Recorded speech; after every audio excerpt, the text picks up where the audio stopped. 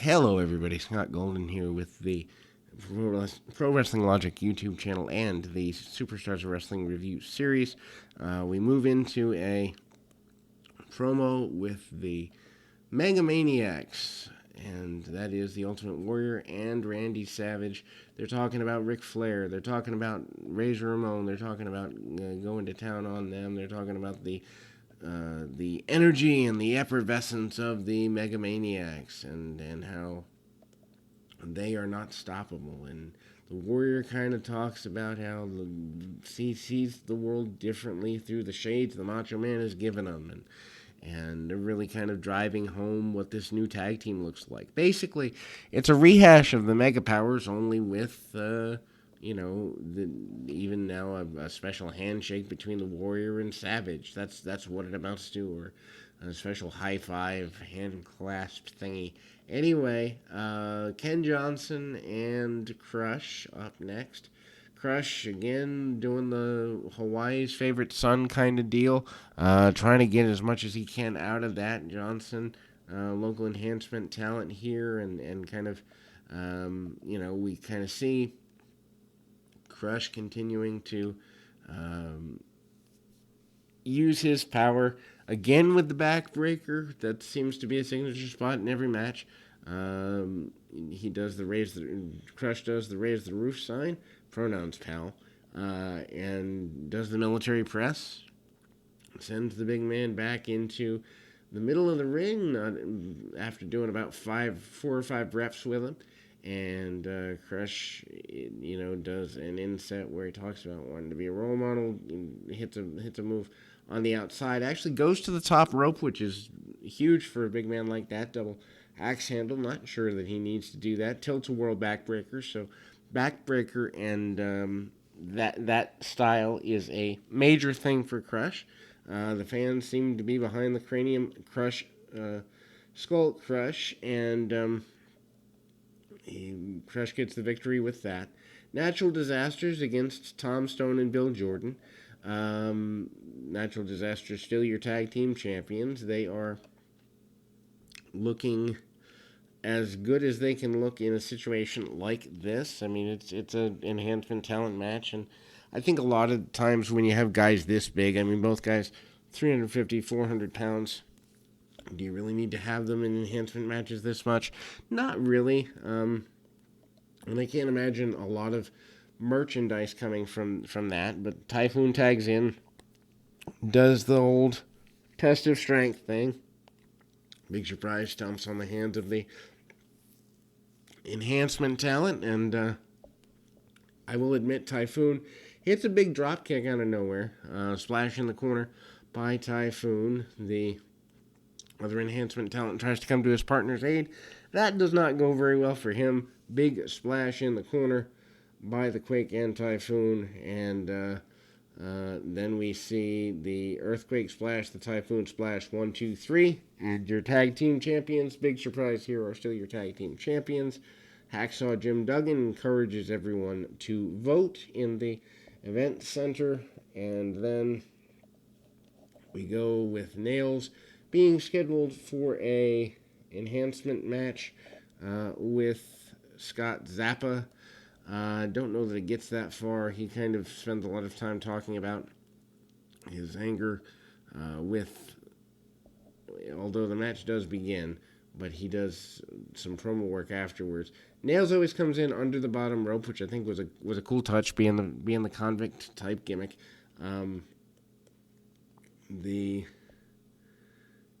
He's ready to go for sure. The enhancement talent gets kicked out, challenges the boss man, talks about the Undertaker, talks about not wanting to deal with any of this. Nails is still in the ring upon the Undertaker's return, or the Undertaker's entrance for his enhancement match. They go nose to nose. They do not actually touch each other, as in physical contact. Strike. Nails is hanging out with the Billy Club and does not back down from the Undertaker. This is a feud that I assume was supposed to start in December.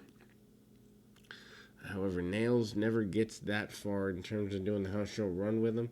Referee in this one is Bill Alfonso of ECW fame. Might be worth noticing there. Several office staff managed to come out and take away, including Sergeant Slaughter, take away the nature of Nails, get him away from the ring. Undertaker does eventually get after his match and makes quick work, as in just basically a punch or two and a tombstone. 1, 2, 3. Undertaker gets the win. But the idea here is to build to a match that never happens. That being obviously Nails and the Undertaker. I do not think that would have been good anyway. I don't think Undertaker could have brought a heck of a lot out of him. Genius and the Beverly Brothers are still here. Beverly Brothers kind of talking about wanting to go at it with the Bushwhackers. Bushwhackers do same in their half of the promo. And then we go to the Nasty Boys, considering themselves the number one contenders.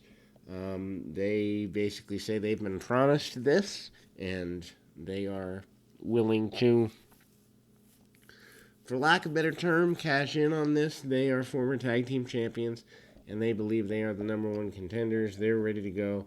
They want to take down the Natural Disasters, and they are all fired up. Notice Jimmy Hart nowhere to be found during that interview. Rick Martel and Butch Banks up next. Martel kind of wearing a Dick Tracy style top hat, brings an umbrella, has a trench coat. Not sure if this was just a one-time thing or if he was just looking to do something different for TV, but he, goes into that pretty easily. Martel snaps off an arm drag or two pretty quickly and goes right to work on his adversary, cinches up on the guy, and has no problem, absolutely none, getting the advantage he wants. Sends the guy into the ring, then takes him down, works over the leg a bit, kicks and inverted leg holds and the like, obviously all setting up for the Boston Crab. Gets the Boston Crab, gets the victory. Mean Gene Okerlund with a Survivor Series report up next. Survivor Series is just about a little more than a month away. Again, reminder that we're dealing with Ric Flair and the newly anointed one, Razor Ramon, and both of them kind of talking about. Ramon seems to be paired off with Savage. Basically says he's not macho. He's that they're in his head, and that in fact Savage doesn't have the championship anymore. The Warrior can be taken care of. Flair seems to be paired off more in the interview a little bit with the Warrior.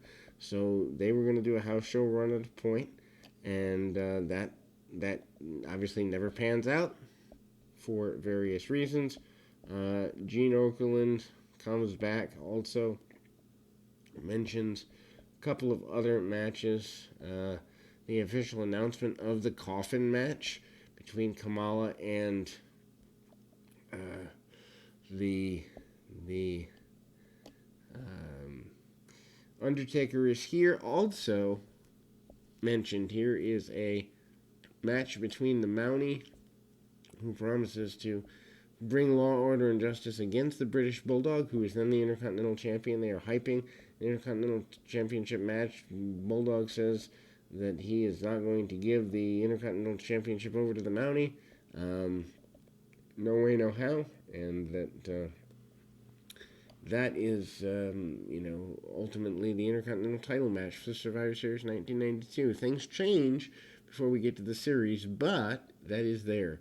And then we go to a Shawn Michaels interview, because he is challenging for the World Championship. Bret Hart and Shawn Michaels. Michaels says that Hart deserves to be champion, but not as much as he does. He is the uncrowned champion. Bret Hart says he's a fighting champion, and that Shawn Michaels is a good athlete, but he is better. and that we are going to go into those two going at it at Survivor Series. Not title for title, only Bret Hart's World Championship is on the line. I don't like the arbitrary nature of sometimes it's title for title, like WrestleMania 6, and like when I think it was Owen and Bulldog had the tag team championships, and defended them against Shawn and Diesel, and then they stripped him the next day. Anyway, Papa Shango faces off against Victor Reed. Shango hits shoulder tackles and punches, forearms, and the like. They're still pushing the Bret Hart Papa Shango thing a little bit, not as heavily as they once were, both on commentary and otherwise. Body slam and stuff by Shango. Shango gets down in the face of his opponent before hitting the shoulder breaker for the win. We then move to a event center series of promos. Skinner still here, talking about wanting to face just about anybody. Skinner really never has a direction. Whereas, to be fair, Tatanka has,